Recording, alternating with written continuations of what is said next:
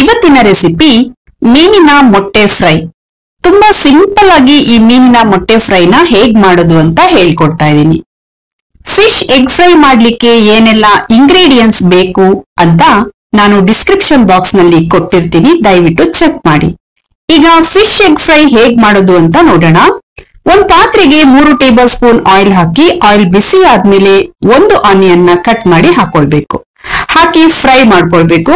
Fry ಆದ್ಮೇಲೆ 3 green ಚಿಲ್ಲಿನ cut ಮಾಡಿ ಹಾಕೊಂಡಿದ್ದೀನಿ. 8 ರಿಂದ 10 ಕರಿಬೇವಿನ ಎಲೆಗಳನ್ನ ಹಾಕಿ ಫ್ರೈ ಮಾಡ್ಕೊಳ್ಬೇಕು.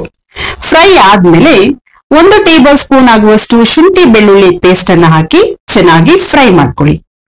1 ಟೊಮೆಟೊನ ಸಣ್ಣದಾಗಿ ಕಟ್ ಮಾಡಿ ಹಾಕೊಳ್ಬೇಕು. ಹಾಕಿ ಚೆನ್ನಾಗಿ ಫ್ರೈ ಮಾಡ್ಕೊಳ್ಬೇಕು. ಟೊಮೆಟೊ ಎಲ್ಲ ಸಾಫ್ಟ್ ಆಗೋ ಹಾಗೆ ಫ್ರೈ ಮಾಡ್ಕೊಳ್ಳಿ. ಟೊಮೆಟೊ ಸಾಫ್ಟ್ ಆದ್ಮೇಲೆ ನಾನಿಲ್ಲಿ 500 ಗ್ರಾಮ್ ಆಗುವಷ್ಟು ಮೀನಿನ ಮೊಟ್ಟೆನ ತಗೊಂಡಿದ್ದೀನಿ.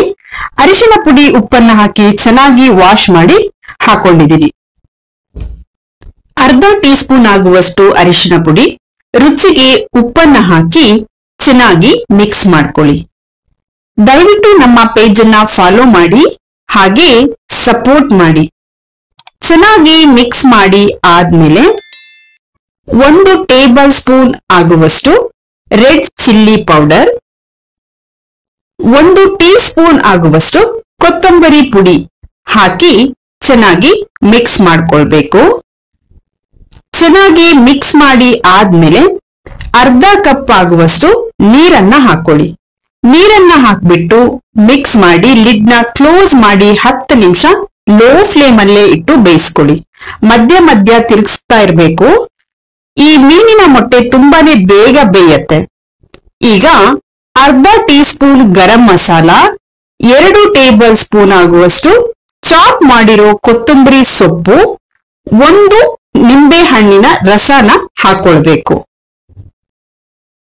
1 ನಿಮಿಷ ಚೆನ್ನಾಗಿ ಮಿಕ್ಸ್ ಮಾಡ್ಕೊಂಡ್ರೆ ರುಚಿಕರವಾದ ಫಿಶ್ ಎಗ್ ಫ್ರೈ ರೆಡಿ ಆಗತ್ತೆ. ನೀವು ಮನೆಯಲ್ಲಿ ಒಮ್ಮೆ ಟ್ರೈ ಮಾಡಿ ಹೇಗ್ ಬಂತು ಅಂತ ಕಮೆಂಟ್ ಮಾಡಿ. ವಿಡಿಯೋನ ನಿಮ್ಮ ಫ್ಯಾಮಿಲಿ ಮತ್ತೆ ಫ್ರೆಂಡ್ಸ್ ಜೊತೆಯಲ್ಲಿ ಶೇರ್ ಮಾಡಿ. ಇನ್ನು ಯಾರೆಲ್ಲ ಸಬ್ಸ್ಕ್ರೈಬ್ ಮಾಡಿಲ್ಲ, ದಯವಿಟ್ಟು ಸಬ್ಸ್ಕ್ರೈಬ್ ಮಾಡಿ. ಹಾಗೆ ಪಕ್ಕದಲ್ಲಿ ಬರುವ ಬೆಲ್ ಬಟನ್ ಅನ್ನ ಪ್ರೆಸ್ ಮಾಡಿ. ನಮ್ಮ ಚಾನೆಲ್ಗೆ ಸಪೋರ್ಟ್ ಮಾಡಿ. Thank you for watching.